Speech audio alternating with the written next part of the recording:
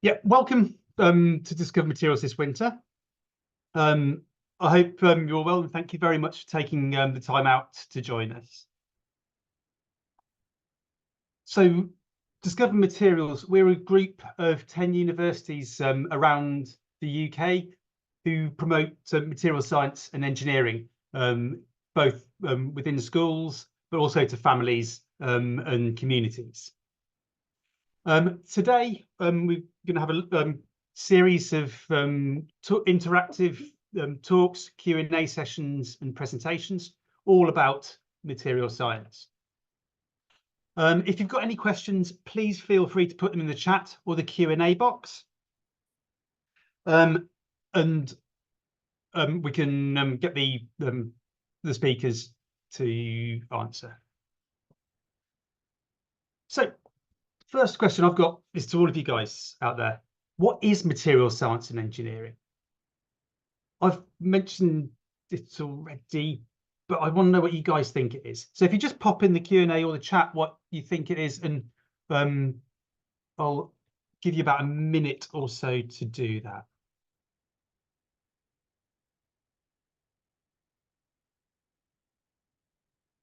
Wait to see when I've got any things in there. I've got textiles, biomaterials. Yeah, but you've got materials in biomaterials. What are biomaterials? But yeah, we'll stick on this. So thanks very much. Yeah, plastic, that's definitely one. So yeah, textiles is a very interesting one because that is exactly what I thought it was before I got involved with material science. Textiles is an example of material, but in the Q&A session box, someone said plastic, and that's spot on as well. And so is metal, glass. It's basically the stuff that things are made of. And by knowing how this stuff works, we can make new materials, making devices better, such as mobile phones. I mean, I remember when my first mobile phone, you could text and phone on it. That was about it. But now you pretty much live your life through your phone. But also, we've got to sort of think about how materials are used for a more sustainable planet as well. So if it loads up on my next slide, I've got a video that I'd like to play.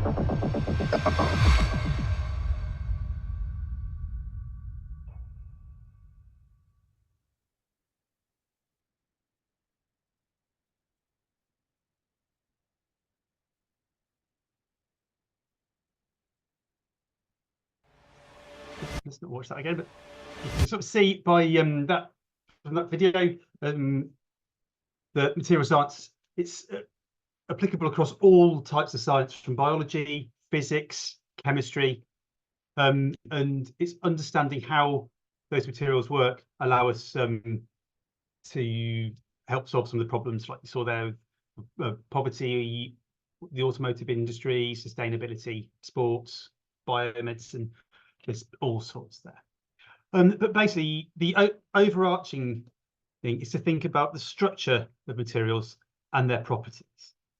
So by structure, what we might mean is the atomic structure, so how the material itself is made up, what atoms are in there, how they interact with each other. So basically that's an area rife for chemists and chemistry to be part of material science, but also the microscopic structure and the structure of the component itself. So the microscopic structure, what things look like under the microscope, and the component is sort of like more towards the sort of traditional engineering, the sort of structure of, say, like a chair, table, crane, car. Whatever. Those are just some examples. But what's interesting is how these affect the properties of a material. So the different properties of a material could be mechanical properties, how it responds to a force, chemical properties, how they react, electrical properties, optical properties, so how they like are perceived by the eye, and then thermal, magnetic properties. There's so many other properties there that are influenced by all the different kind of structures there. So I'm just going to show you a couple of examples if my overhead projector works. All right, it's a bit blurry there, so this hopefully will work. Let's see if I can get that in focus. A few issues. Yeah.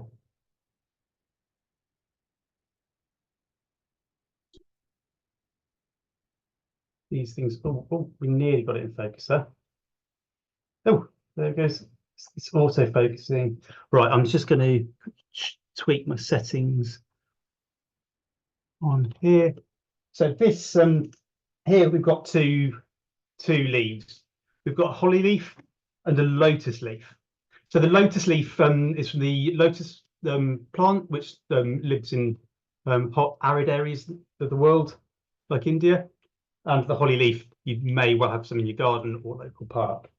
But what these leaves do is they, as water behaves a lot more differently on them. So on the holly leaf, you see that the water sits there, spreads a little. But on the lotus leaf, the water rolls around really easily. This is because if you look under the microscope,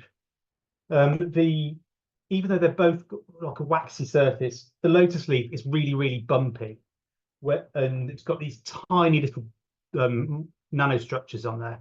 And if you go to our YouTube channel, I've recorded a video on that, so you can see how awesome that is. But on the structure of the lotus leaf being awesome, but I think the video is okay. But the holly leaf, though, it's quite flat and waxy. And that's all down to that microstructure. And then going back to my webcam background, so you can see my office, is if we take sort of, if we've got an iron bar here, it was cut sort of a few months ago. You can see you've got nice sort of shiny metal there, but on the outside it's sort of like it's starting to go rusty. As we all know, iron rusts. But if we take a steel bar, which is an alloy, which is mostly iron, see that it doesn't rust to the same extent just by tweaking the atomic structure of the metal. The material scientists have managed to stop it rusting. And also one final critical metal that we've got is this indestructible paper clip. I think you can see it there, but you can sort of bend it out of shape. And actually, I'm just going to return to the overhead projector. So I've bent that out of shape, but if I put it in hot water like this, you can see it goes back to being paperclip shaped. This is because this alloy is what's known as a shape memory alloy. It's an alloy that's about 50% nickel, 50% titanium, and it gets this wonderful property by material scientists designing it in a specific way. So we got some really cool materials, and there's plenty of other ones on there. But today we're going to be looking at all sorts of different aspects of material science. So we're going to be hearing from Leonani Alcancel from the University of Birmingham, who's going to talk about materials in space. She's a space engineer and has worked and actually driven the Cassini mission. We'll be hearing from Dan about sort of packing baubles and how this relates to material science. And then Tess will be helping us decide some materials for Santa to use on his global trip around the world. And then we'll be joining Amanda to see how stretchy the chocolates are in a Christmas selection box. And also introducing an experiment that we could hopefully you guys in schools can help us with. And then last up, we've got a few of our ambassadors who will be taking your questions live in the Q&A session. So we'll have ambassadors from all areas of material science there. So I'll just see if I've got any questions. No, I think that's pretty good. So, oh yeah, another thing I forgot to mention, that during the breaks, we've got some video. We'll have some videos playing. So, including sort of events that we've done over the past year, and also events we're going to be doing next year. And we'll be showcasing some of the videos that we've made with project students, school students over the summer, which is really interesting. And they're talking about materials in a mobile phone. But awesome. I shall see you guys later, and it's over to Leah,